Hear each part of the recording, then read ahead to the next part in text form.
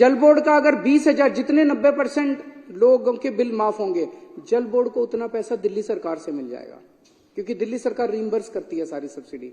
तो जल बोर्ड का रेवेन्यू आ जाएगा। जल बोर्ड का रेवेन्यू हजारों करोड़ रुपए आज लॉक हो गया इसके अंदर। इतनी अच्छी स्कीम है ये। जैसा इन्होंने बताया 13 जून पिछले साल 2023 को इस स्कीम को पास किया गया था और इसे तो तुरंत लागू कर देना चाहिए था। 8 महीने हो गए, आज 8 महीने हो गए हमें इन अफसरों के और इनके वो करते करते, लेकिन इन्होंने करने से मना कर दिया। आज स्थिति ये है कि इस स्कीम को कैबिनेट में लाना है, कैबिनेट पास करेगी तब ये स्कीम लागू होगी। इसके लिए फाइनेंस सेक्रेटरी को इस पे अपने कमेंट्स देने हैं। फाइनेंस सेक्रेटरी ने फाइल पे लिख दिया मैं कमेंट्स नहीं देता। सोचो किसी अफसर की हिम्मत है, उसने फाइल पे लिख दिया फाइनेंस सेक्रेटरी ने मैं कमेंट्स नहीं देता। मैं बिदूरी जी कह रहे थे मेरे से सीख लो, जरा सिखाओ अब उसका क्या करें हम। तो मैं बाद में मिल लूंगा, चाय पे आना, चाय पे बता देना कि फाइनेंस सेक्रेटरी ने फाइल पे लिख दिया मैं कमेंट्स नहीं देता। सौरभ भारद्वाज जी यूडी मिनिस्टर हैं, इन्होंने यूडी सेक्रेटरी को लिखित आदेश दिया कि इसको प्रस्ताव को कैबिनेट में लाया जाए। यूडी सेक्रेटरी ने फाइल पे लिख दिया मैं इसको कैबिनेट में नहीं लाता जब तक फाइनेंस सेक्रेटरी कमेंट्स नहीं देगा। फाइनेंस सेक्रेटरी कह रहा है मैं कमेंट्स नहीं दूंगा, यूडी सेक्रेटरी कह रहा है जब तक ये कमेंट्स नहीं देगा मैं। तो हमने इन दोनों को और भी अफसरों को बुलाया, इन मंत्रियों ने, इन्होंने मेरे को बताया मंत्रियों ने कि क्या चल रहा है, क्यों कर रहे हो ऐसा। तो अध्यक्ष महोदय आपको जान के ताज्जुब होगा कि एक दो सीनियर मोस्ट आईएएस अफसर प्रिंसिपल सेक्रेटरी लेवल के फूट फूट के रोने लग गए, आंसू बह रहे थे उनकी आंखों से। ये उम्र रोने की नहीं है, एक आईएएस अफसर को इस तरह से मैंने रोते हुए नहीं देखा। फूट फूट के रोने लग गए, बोले जी हमारी नौकरी का सवाल है, हमें धमकी दी जा रही है। हमने कहा कौन दे रहा है? कहता हायर अप्स। हायर अप्स का क्या मतलब है आप लोग सोच सकते हो। ऊंचे से हमको धमकी दी जा रही है कि अगर तुमने ये स्कीम पास कर दी दिल्ली वालों के लिए तो तुमको सस्पेंड कर देंगे। अगर तुमने ये स्कीम पास कर दी, इसलिए ये इतना लड़ रहे हैं। सर्विसेज करते रहते हैं। क्यों करते रहते हैं ये? नीयत खराब है इन लोगों की। सर्विसेज चाहिए, सर्विसेज, इसीलिए उनको धमकी दी जा रही है तुम्हें सस्पेंड कर देंगे, तुम्हें नौकरी से निकाल देंगे, तुम्हारे को जेल भेज देंगे, ईडी सीबीआई छोड़ देंगे तुम्हारे पीछे। वो बोले जी आप हमें, सर आप कहो तो इस्तीफा दे देंगे हम नौकरी से, लेकिन ये स्कीम हम पास नहीं कर सकते।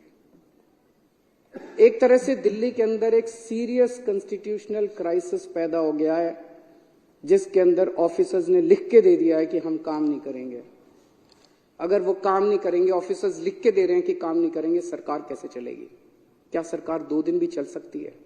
क्या ये शोभा देता है केंद्र सरकार को, बीजेपी को? ये शोभा देता है? इस स्थिति के अंदर उन्होंने दिल्ली की चुनी हुई सरकार को लाके खड़ा कर दिया है। और इस सारी के पीछे कौन है? इस सब के पीछे बीजेपी है।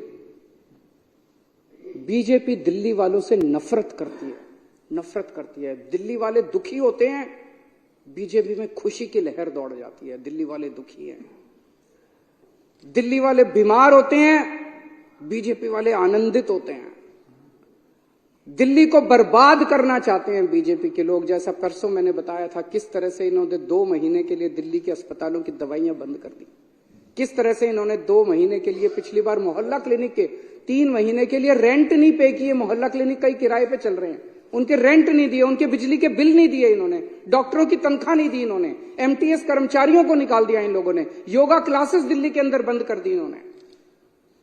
दिल्ली वालों से इतनी नफरत करते हैं ये लोग। और मैं दिल्ली वालों को कहना चाहता हूं, जब तक आपका बेटा जिंदा है, इन बीजेपी वालों के सामने दीवार बन के खड़ा है, बाल बांका नहीं।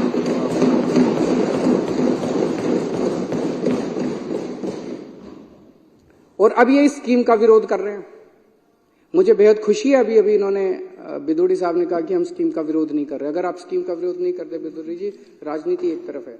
आपसे मेरा निवेदन है, आप ही के एलजी हैं, आप ही की पार्टी के हैं, आप एक बार सारे जाके, आप सारा क्रेडिट आपका, मैं लाल किले के ऊपर खड़ा होकर चिल्लाऊंगा जोर जोर से कि बीजेपी वालों ने कराया, वोट बीजेपी वालों को दे देना। मैं बोलूंगा कि बीजेपी वालों ने कराया, वोट के लिए कर रहे हो, और तो कोई कारण नहीं है। वोट आप ले लो सारे, हमें नहीं चाहिए वोट, हमें तो सेवा करने का मौका मिला है। यही भगवान ने कोई पुराने जन्म में पुण्य किए होंगे हम लोगों ने, जो हमें ये मौका दे दिया भगवान ने। ये सारी चीजें लेके मैं एलजी साहब के पास गया। मैंने एलजी साहब को बताया, मैंने कहा एलजी साहब ये धमकी दी जा रही है अफसरों को, उनको कहा जा रहा है कि अगर तुमने खबरदार अगर ये स्कीम पास कर दी तो तुमको बख्शेंगे नहीं। तो एलजी साहब ने कहा कि उनको इसके बारे में जानकारी नहीं है और उनका इससे कोई लेना देना नहीं है, उनको इसके बारे में पता नहीं है। तो आज मैं इस सदन के माध्यम से एलजी साहब से हाथ जोड़ के विनती करना चाहता हूं कि एलजी साहब, एक बार अगर आप फोन भी कर देंगे उठा के इन अफसरों को कि भाई ये स्कीम पास करनी है, शाम तक स्कीम पास हो जाएगी, इतना ही है बस, 3 घंटे में स्कीम पास हो जाएगी, 3 घंटे का है। मेरी एलजी साहब से निवेदन है, हाथ जोड़ के सारे सदन की तरफ से, इस पूरे सदन की तरफ से मेरा निवेदन है, एलजी साहब इस स्कीम को आप अफसरों को फोन कर दो और वो कर दें, और अगर आपके फोन के बावजूद नहीं करें तो एलजी साहब के पास पावर है इनको सस्पेंड करने की, हमारे पास तो नहीं है। तो इन अफसरों को तुरंत सस्पेंड किया जाए और उनको नौकरी से बाहर किया जाए, अगर उसके बावजूद भी ये लोग ना करें।